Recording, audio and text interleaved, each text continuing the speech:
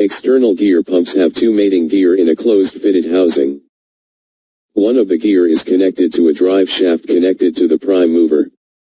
The second one, the follower gear, is driven as it meshes with the driver gear.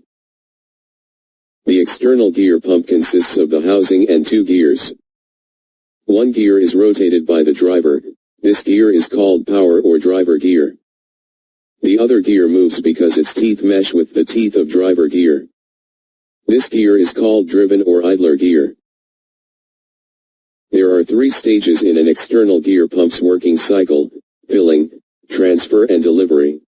As the gears come out of mesh on the inlet side of the pump, they create an expanded volume. Liquid flows into the cavities and is trapped by the gear teeth as the gears continue to rotate against the pump casing. The trapped liquid is moved from the inlet to the discharge around the casing.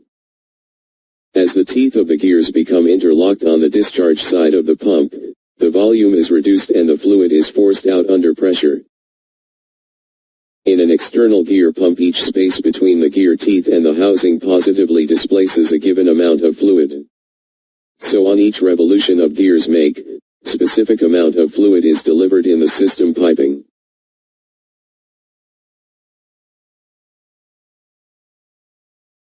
The internal gear pump consists of an inner and outer gear separated by a crescent-shaped seal. The inner gear has one or two teeth less than the outer gear. The two gears rotate in the same direction, with the inner gear rotating faster than the outer.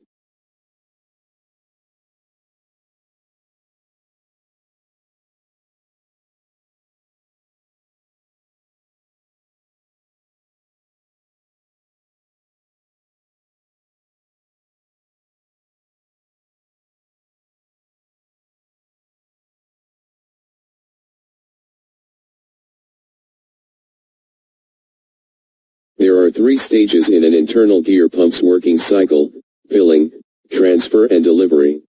The hydraulic oil is drawn into the suction port between the inner and outer gear's teeth. The hydraulic oil travels through the pump between the teeth, and the crescent shape divides the liquid and acts as a seal between the suction and discharge ports. Inner and outer gear's teeth mesh completely to form a seal equidistant. This seal forces the liquid out of the discharge port.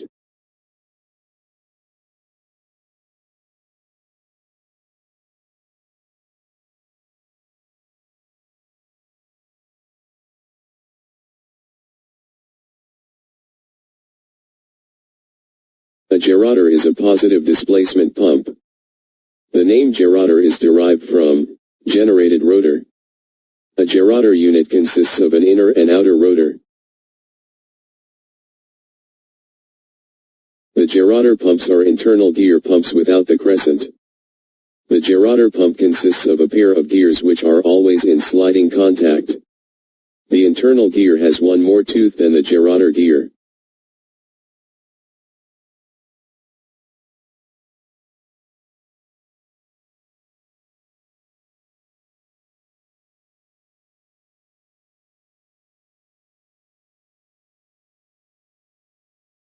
Oil is drawn into the chamber where the teeth are separating, and is ejected when the teeth start to mesh again. The seal is provided by the sliding contact.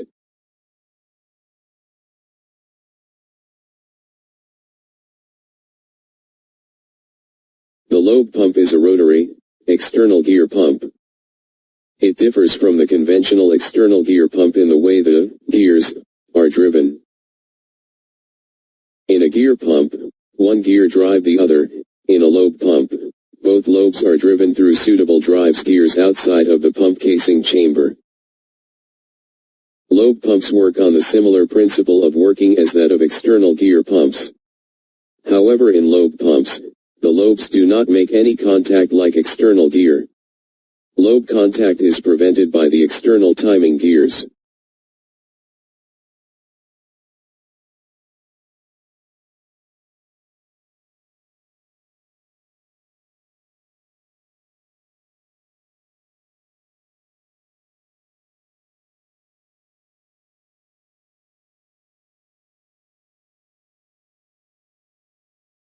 Similar to the external gear pump, the lobes rotate to create expanding volume at the inlet.